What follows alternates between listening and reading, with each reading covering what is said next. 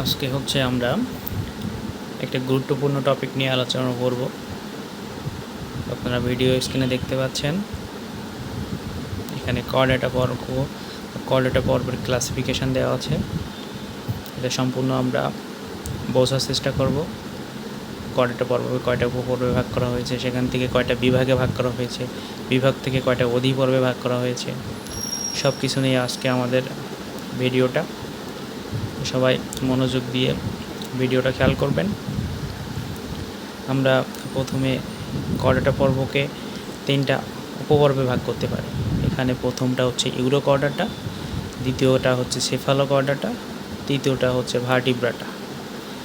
Urochordata যেটা আছে, ইউরোকর্ডাটাকে হচ্ছে আবার 3টা শ্রেণীতে ভাগ করতে পারি। 3টা শ্রেণীতে ভাগ করি। প্রথমটা হচ্ছে অ্যাসিডিয়াসিয়া, দ্বিতীয়টা হচ্ছে থেলিয়াসিয়া এবং তৃতীয়টা হচ্ছে লার্ভেচিয়া।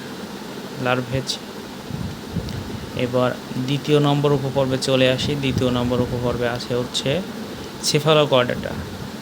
সেফালোকর্ডাটাকে একটি শ্রেণীতে ভাগ করা হয়, সেটা হচ্ছে লেপ্টোকার্ডিতে যে প্রাণীটা আছে সেটা হচ্ছে ব্রাঙ্কিওস্টোমা। এটা অনেক গভীরের আলোচনা। ব্রাঙ্কিওস্টোমা সম্পর্কে বিভিন্ন তথ্য যারা অনার্স প্রাণীবিজ্ঞান বিভাগে অনার্সে পড়ে তাদের পড়তে হবে, বেশি ভিতরে যেতে চাই না। এবার তৃতীয় নম্বর যে উপপর্বটি আছে সেটা হচ্ছে ভার্টিব্রাটাকে 2টা বিভাগে ভাগ করা হয়।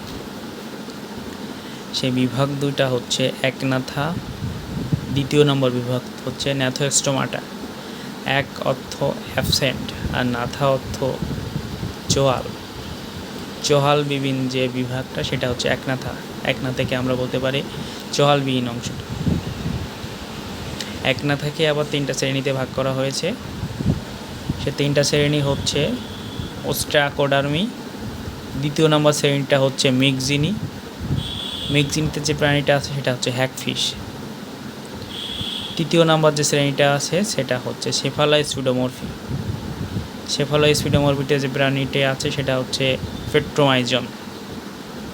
এটা আমাদের ধারণা হলো। এবার আমরা দ্বিতীয় নম্বর বিভাগে চলে যাব। দ্বিতীয় নম্বর বিভাগে আছে হচ্ছে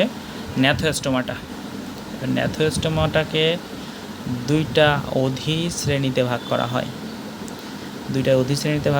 কি কি? সে 2টা হচ্ছে, প্রথমটা হচ্ছে ফিসেস, দ্বিতীয়টা হচ্ছে টেট্রোপোডা।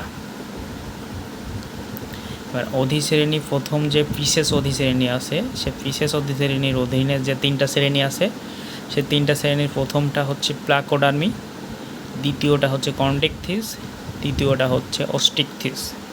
কন্ডিকথিসে যে প্রাণীটা আছে সেটা হচ্ছে স্কলিওডন, এই প্রাণী সম্পর্কে আমরা পড়ব। এবং অস্টিকথিসে যে প্রাণীটি আছে সেটা হচ্ছে লিবিওরোহিতা বা রুই মাছ, সেটা সম্পর্কে পড়তে হবে। টেট্রোপোডা। এবার অধিশ্রেণী 2 নম্বরে চলে আসি। 2 নম্বরে অধিশ্রেণী যেটা আছে সেটা হচ্ছে টেট্রোপোডা অধিশ্রেণীকে বা 4টি শ্রেণীতে ভাগ করা হয়েছে। প্রথম শ্রেণীটা হচ্ছে অ্যাম্ফিবিয়া, উভচর বলতে আমরা বুঝি যারা পানিতেও চলাচল করতে পারে আবার স্থলভাগেও চলাচল করতে পারে। যেমন ব্যাঙ, বিভিন্ন প্রকার ব্যাঙের বিভিন্ন ক্লাসিফিকেশান আছে, কিন্তু ব্যাঙই উভচর, তারা বিভিন্ন জায়গায় চলাচল করতে পারে সচরাচর, সেটা আমরা জানি। দ্বিতীয় নম্বরে আছে হচ্ছে রেপ্টিলিয়া হচ্ছে সরীসৃপ, যারা বুকে ভর করে চলে।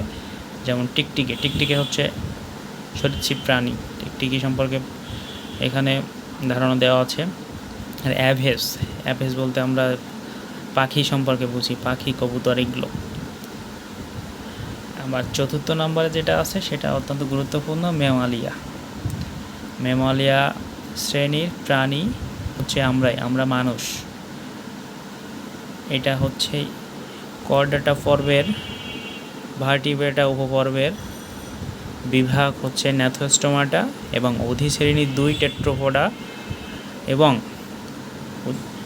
অধিশ্রেণী টেট্রোপোডার অধীনে যে 4র্থ নম্বর শ্রেণী আছে ম্যামালিয়া। এই ম্যামালিয়া শ্রেণীর প্রাণী হচ্ছে আমরা স্তন্যপায়ী প্রাণী। তাহলে আমাদের কাছে কোশ্চেন আসতে পারে যে মানুষ কোন পর্বের প্রাণী? অ্যান্সার হবে কর্ডাটা পর্বের প্রাণী। কোন উপপর্বের প্রাণী? ভার্টিব্রাটা উপপর্বের প্রাণী। কোন বিভাগের প্রাণী? ন্যাথোস্টোমাটা। তারপর হচ্ছে কোন অধিশ্রেণীর প্রাণী? টেট্রোপোডা। কোন অধিশ্রেণীর প্রাণীর পরে কোশ্চেন আসতে পারে কোন শ্রেণীর প্রাণী? তাহলে মানুষ আসবে হচ্ছে ম্যামালিয়া শ্রেণীর প্রাণী। তাহলে আমাদের সবসময় মনে রাখতে হবে মানুষ কোন শ্রেণীর প্রাণী? ম্যামালিয়া শ্রেণীর প্রাণী। আর যদি বলে কোন পর্বের প্রাণী, সেক্ষেত্রে হবে হচ্ছে কর্ডাটা পর্বের। আর উপপর্ব বললে তো হবে হচ্ছে ভার্টিব্রাটা উপপর্ব। তাহলে আজকে ভিডিও এই পর্যন্ত। সকলকে ধন্যবাদ।